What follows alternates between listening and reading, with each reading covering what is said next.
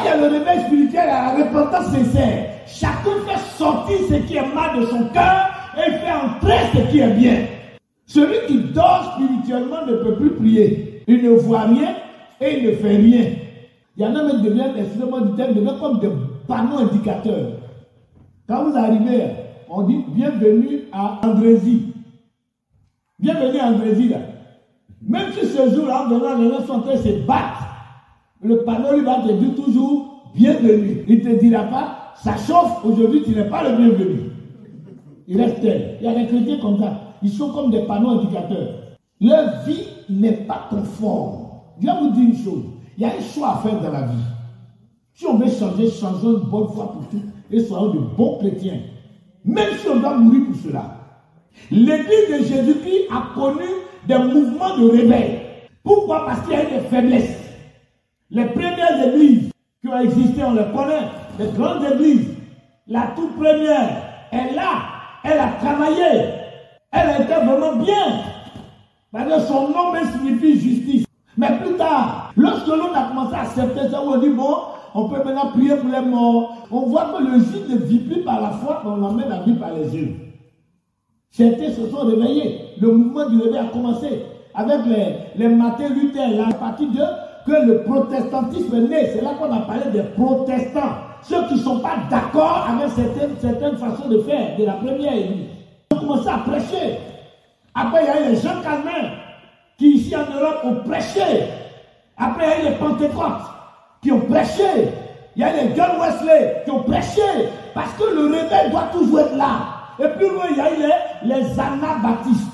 Les anabaptistes, c'est eux qu'on appelle les rebaptiseurs. C'est leur nouveau nom qui est venu, les baptistes. Quand on dit baptiste, ça sort de anabaptiste, veut dire rebaptiseur. Si tu n'es pas converti quand tu as baptisé, Dieu te baptise à nouveau. Pour que ton cœur change. Ah, c'est celui qui a changé qu'on baptise. Pourquoi on baptise un bébé? Ça lui, il ne sait rien encore. Tu le baptises, mais il ne sait pas de quoi il s'agit. Il pleure, mais tu le mouilles. Donc, bien aimé, il y a eu tous ces mouvements-là. Il a fallu ça pour que l'église de Dieu se réveille. En Europe ici, il y a eu un grand réveil. Les apôtres Paul et les autres, Paul a traversé la Turquie, l'Asie mineure, et il est venu jusqu'ici en Europe. Il est allé à Rome. Il a prêché la parole. Et les églises ont commencé à vivre. Le réveil s'est installé. La puissance de Dieu a commencé à travailler.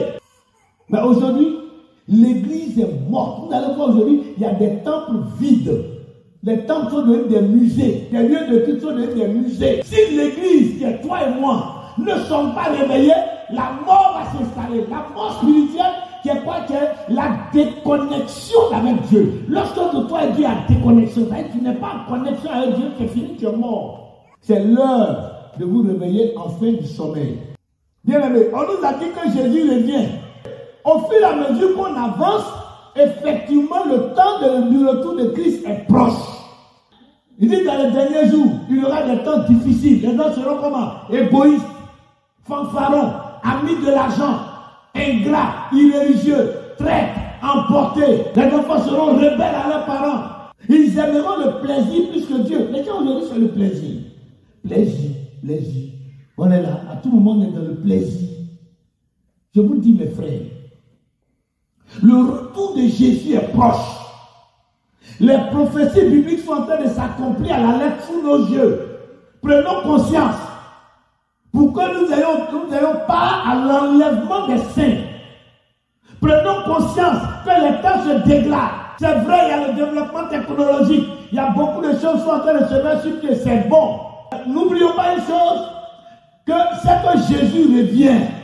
C'est que autre chose se passe. Il dit, la nuit est avancée. Les ténèbres sont en train d'avancer. Les ténèbres sont en train de couvrir les nations. Les gens n'aiment plus Dieu. Les gens n'ont plus besoin de Dieu. Les gens s'éloignent de Dieu. Les gens voient des lois contre Dieu pour empêcher l'évangélisation, pour empêcher que les cœurs soient touchés, pour empêcher même que les messages divins soient propagés à travers les médias. Beaucoup de choses se passent. Vous voyez, tu regardes les gens, tu sais qu'eux-mêmes, ils sont déjà perdus. Il y a longtemps. Ils sont là, ça ne va même pas chez eux. Mais tu le regardes. Et puis quand tu lui parles, il dit non, il est libre, il faut laisser sa liberté. Tu le regardes, il n'est même pas libre, il est esclave, enchaîné, lié. Mais il dit quand même qu'il est libre, il a sa liberté. Je vous en supplie, mes frères. Dieu veut notre vie Dieu veut que nous soyons réveillés. La Bible dit que sert-il à un homme de gagner le monde entier s'il perd son âme? Tu peux avoir tout, mais si tu n'as pas Christ, que ton âme est perdue, tu seras le plus malheureux. Parce que tu te retrouveras en enfer. Or, Dieu ne veut pas ça. Dieu te veut pour le ciel. Dieu me veut pour le ciel. Un chrétien, là, sa vie est ici. Quand depuis le jour où tu as dit que tu es chrétien, ceux qui sont dans ton quartier, ou bien ceux qui sont dans ton service, ceux qui sont dans ton école, ils savent, tu leur as dit, quand ils t'observent. Et souvent, quand on pose des mauvaises avis, il n'a pas dit qu'il est chrétien. Elle n'a pas dit qu'elle est chrétienne. Ton premier amour est toujours là. Quand tu vas prier pour dire merci à Dieu, c'est que ton premier amour est en place. Mais si ça a diminué, qu'est-ce qui a fait que ton amour a diminué? Qu'est-ce qui t'empêche? Tu vas prier pour ça. Chacun va prier pour sa propre vie. Aide-moi à me ressaisir. Aide-moi à reprendre vie. Père, je te demande pardon pour ce qui m'a atteint. Père, aide-moi. Et le monde la voix et prions le Seigneur.